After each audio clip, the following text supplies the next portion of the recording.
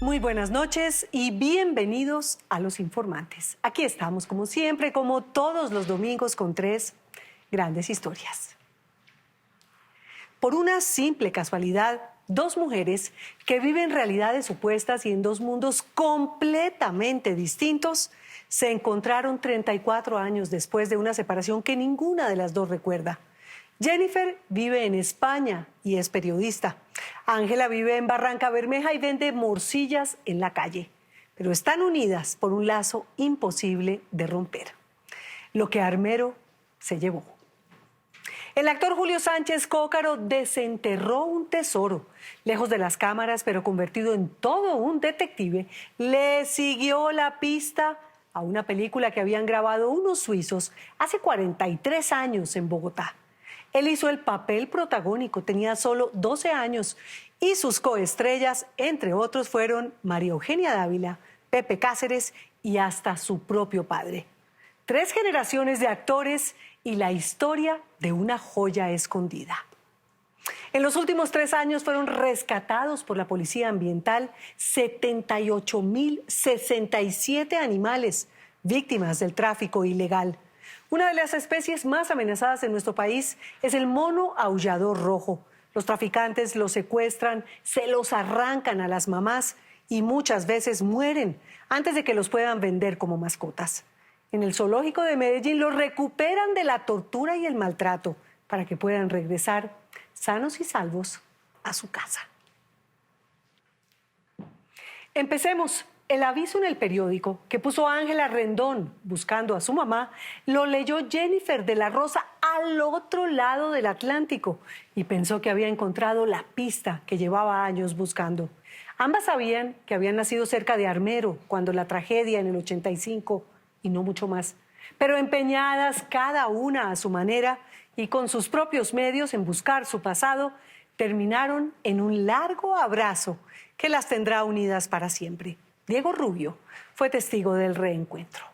Mi búsqueda mensual de Dorian Tapazco por internet, pues encuentro una noticia que pone busca a su mamá, que la dio en adopción cuando tenía 3 semanas y se llamaba Dorian Tapazco.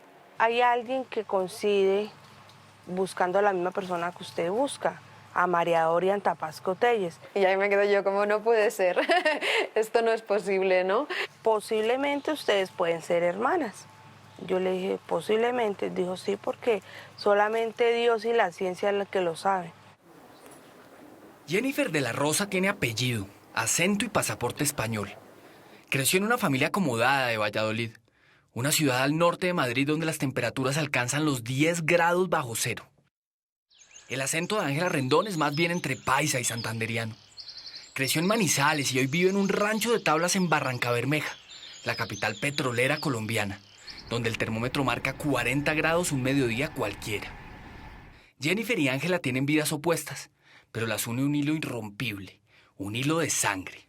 Que lo más bueno de todo es que busco a mi mamá y me reencuentro con una hermana. Hola, me llamo Jennifer, nací el 6 de noviembre de 1985 en Armero. Busco a la señora María Dorian Tapazco Telles. No puede ser cierto que yo tenga una hermana y que no me haya enterado de todo esto hasta ahora, ¿no? Pero está científicamente comprobado. Jennifer y Ángela son hermanas, sangre de la misma sangre, hijas de la misma mamá, de la que solo saben que se llama o se llamaba María Dorian Tapazco, que aparentemente perdió parte de su familia en Armero y que terminó en Manizales, donde entregó a sus 2 hijas, cada una en un lugar diferente, para que fueran adoptadas. Jennifer tenía 3 semanas de nacida cuando fue entregada por su madre a una socorrista. Ángela, por su parte, tenía 1 año cuando fue dejada en una estación de policía. El fenómeno mediático de Armero fue Omaira. Mientras que todos los periodistas estaban centrados en Omaira, se estaban robando ya niños ahí mismo durante la tragedia. Hemos recibido testimonios de gente que cogió niños al otro día ahí en el barro medio heridos o los limpió y se los llevó como para su casa y los adoptó. Francisco González creció en Armero y en la tragedia de ese pueblo arrocero del Tolima perdió a su papá y a su hermano. Desde entonces se propuso no dejar morir nunca la memoria de su pueblo.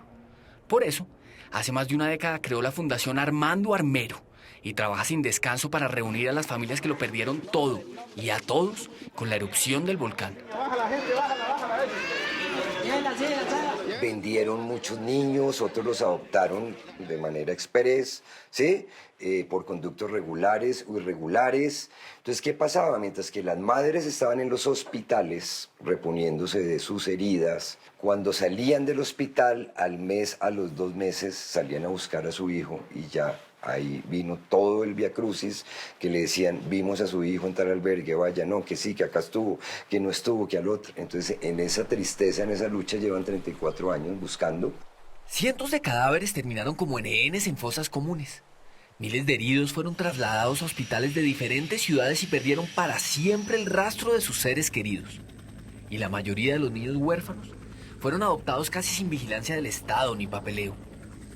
La adopción mía fue triste. Llegó una señora a la estación de policía diciéndole que le habían dejado una niña a cargo y que mi mamá no llegaba y que ella no tenía los medios adecuados para tenerme ahí, porque la señora era muy pobre.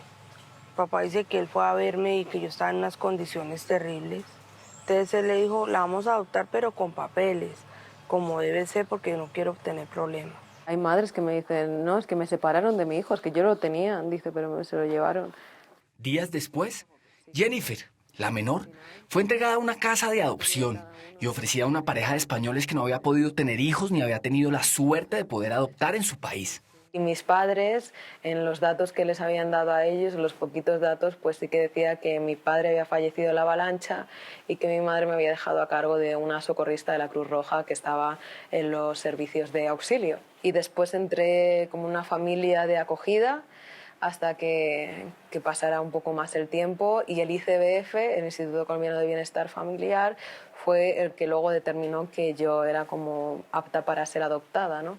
Pasaron la bobadita de 34 años después de la tragedia para que se encontraran con esa sorpresa que ninguna de las dos esperaba.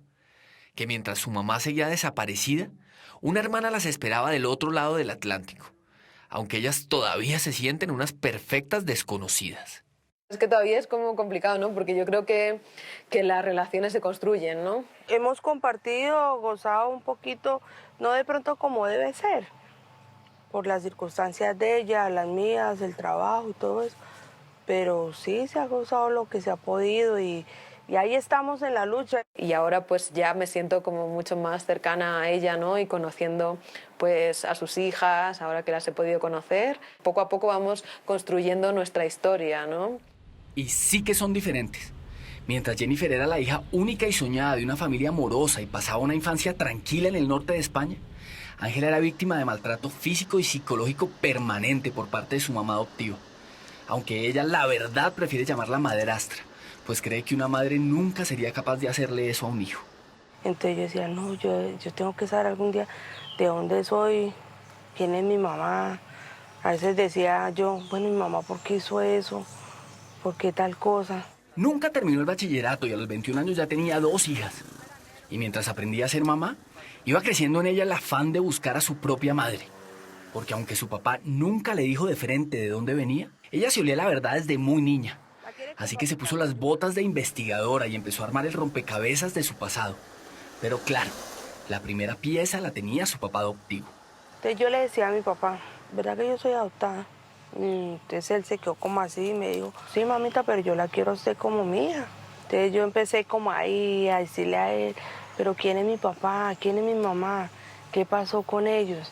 Con unos pesos que consiguió prestados viajó a Manizales, donde su padre la había adoptado. Allá le cerraron las puertas en hospitales y oficinas públicas. Le dijeron hasta el cansancio que era imposible recoger datos de una tragedia que había arrasado hasta con los archivos de la época.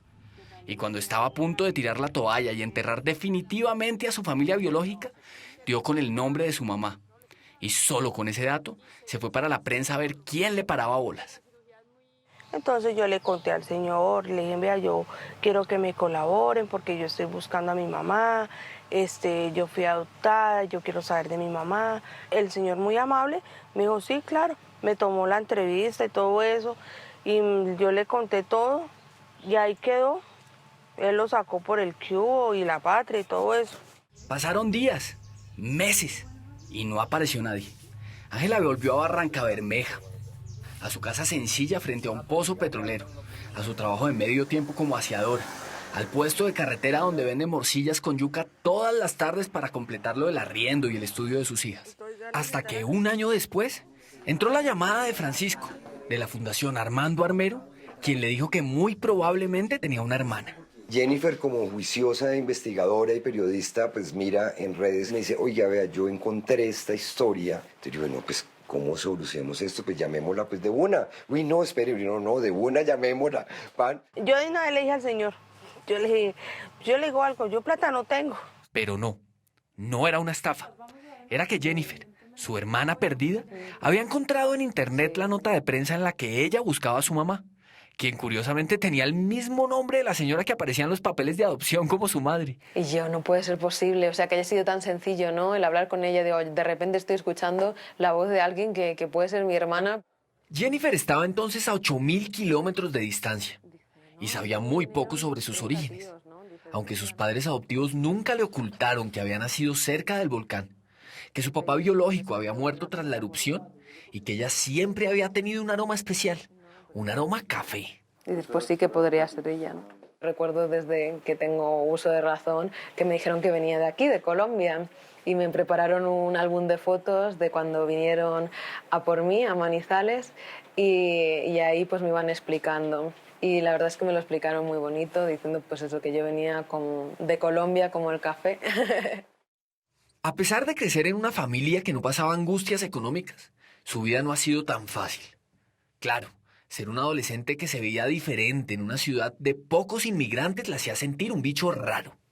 Y entonces era como un poco la distinta, que siempre me decían la china, por eso que tengo unos rasgos así, los ojos muy rasgados, y al vivir en Valladolid, que hace frío, pues tampoco me ha dado mucho el sol, y me decían más asiática que colombiana, entonces me molestaba bastante.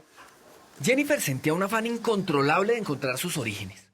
Buscó a otros niños perdidos que fueron adoptados en Europa. Incluso viajó a Colombia para buscar pistas sobre su pasado más remoto. Pero igual que su hermana, se encontró con todo tipo de trabas burocráticas. Así que volvió a España y siguió con su trabajo de periodista en un programa del corazón que por esas coincidencias absurdas de la vida se llama Lazos de Sangre, como si fuera el título de su propia historia. Y también siguió trabajando en un documental sobre su vida que se llama Hija del Volcán.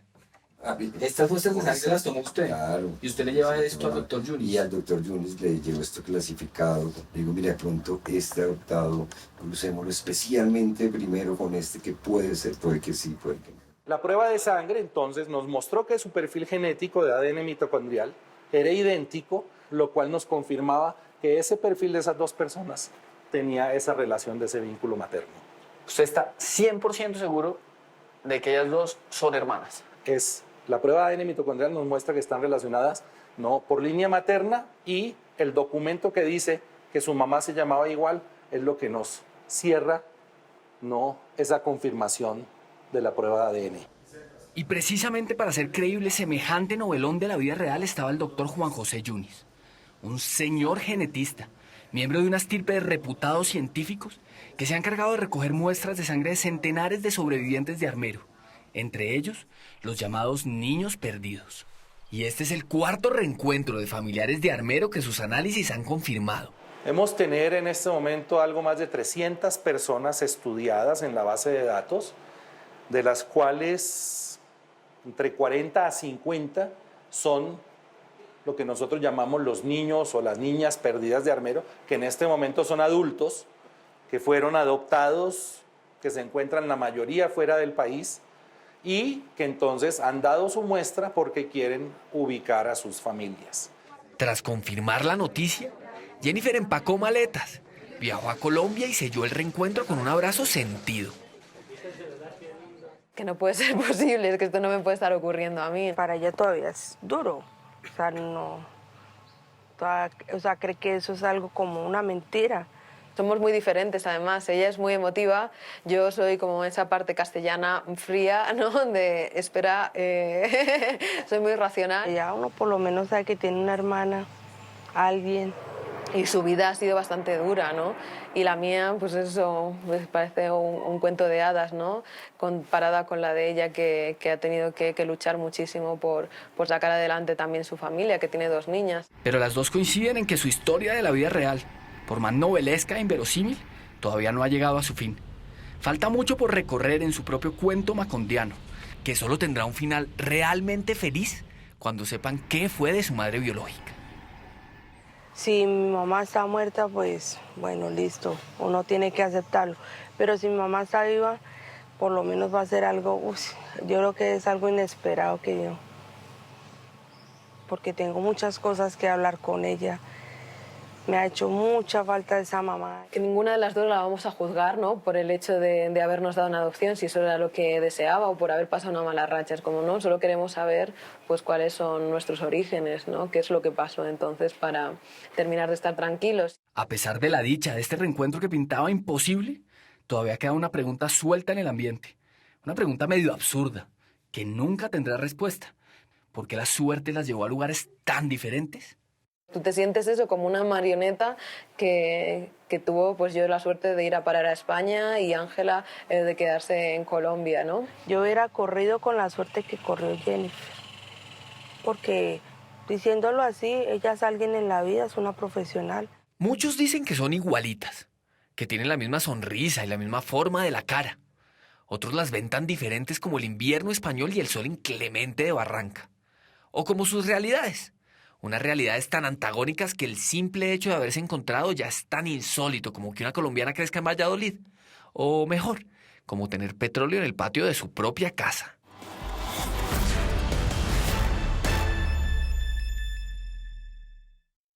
Después del reencuentro, el objetivo de estas 2 hermanas es encontrar a su mamá, María Dorian Tapasco. Sospechan que puede vivir en Manizales o en Río Sucio, Caldas. Si alguien tiene información que pueda dar con su paradero, comuníquense por favor con la Fundación Armando Armero y ayude a que la historia de Ángela y Jennifer tenga un final doblemente feliz.